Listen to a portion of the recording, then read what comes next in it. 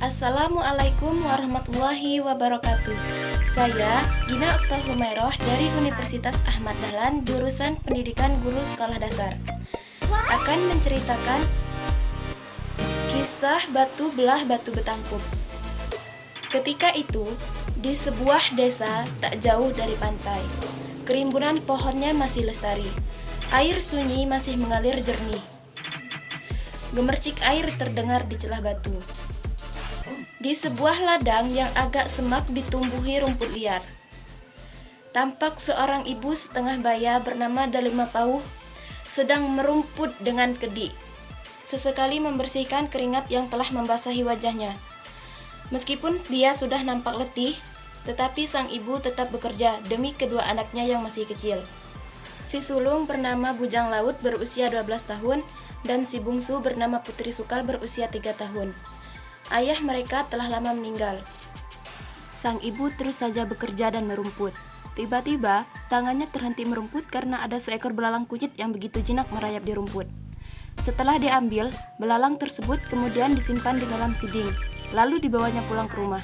Pada malam harinya, setelah sang ibu menidurkan kedua anaknya, dibukalah siding tempat menyimpan belalang kunyit tadi dengan hati-hati.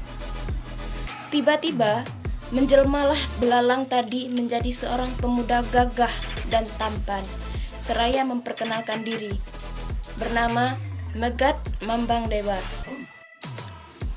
Dari perkenalan yang relatif singkat itu, tatapan mereka beradu, hingga menelusuri dinding hati, pembuluh nadi, hingga menggetarkan sinar-sinar cinta yang romantis. Keesokan harinya, ketika sang ibu ingin berangkat ke ladang, sang ibu berpesan kepada kedua anaknya agar tidak membuka siding tersebut.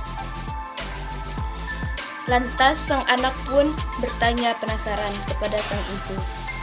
Sang ibu ngotot agar siding tersebut tidak dibuka. Lantas si anak mengangguk setuju. Setelah sang ibu pergi, kedua bocah cilik tersebut merasa ingin tahu.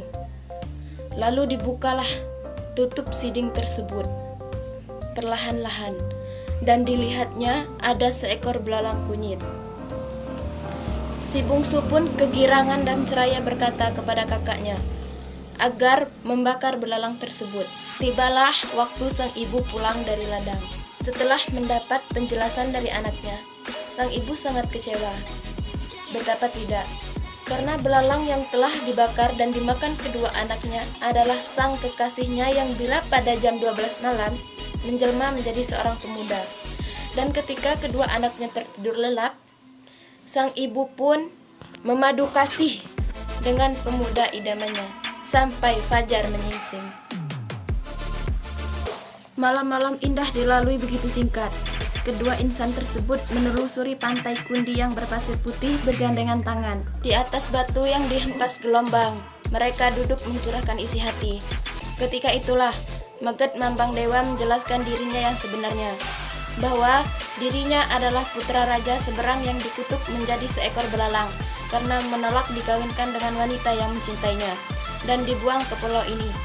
Kutukan tersebut akan berakhir bila ada seorang wanita yang mencintainya dan bersedia kawin dengannya, dengan persyaratan pada malam Jumat 15 hari bulan tepat jam 12 malam, ketika wujudnya menjelma menjadi manusia dan kelus belalang yang ada dibakar dengan kemian putih.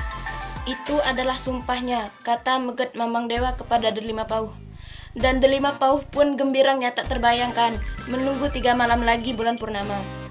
Bulan purnama yang mengikrarkan janji setia bahwa cinta mereka hanya dipisahkan oleh kematian. Namun, apa hendak dikata, rencana tinggallah rencana, takdir berkata lain.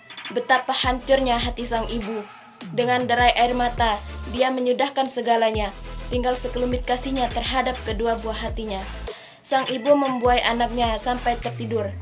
Kemudian, membuat bubur seperiuk dan menyiapkan 14 daun simpur yang berbentuk limas. Lalu diletakkannya 2 buah di tengah rumah. Satu berisi bubur dan satu lagi berisi susu. Kemudian pergilah sang ibu meninggalkan anaknya yang masih tertidur. Tiba-tiba sang anak terbangun dan mendapatkan seperti apa yang ditinggalkan ibunya di tengah rumah. Setelah dinikmati, kedua bocah itu sadar bahwa ibunya akan meninggalkan mereka. Maka bergegaslah mereka menyusul sang ibu. Kemudian sang anak berkata, "Ma, tunggu kami, Ma, tunggu." sang ibu tidak mendengar keluhan anaknya. Lalu sang ibu berkata, "Batu belah batu bertangkup, tangkuplah aku." Gesekan batu pun terdengar sampai 7 kali. Akhirnya sang ibu pun ditangkup batu, hingga 7 lembar rambutnya pun diambil anaknya buat kenang-kenangan. Dan kedua bocah cilik tersebut meratap pilu bersama gemercik air. Kemudian mereka pun berkelana menjadi anak yatim piatu. Sekian, terima kasih. Wassalamualaikum warahmatullahi wabarakatuh.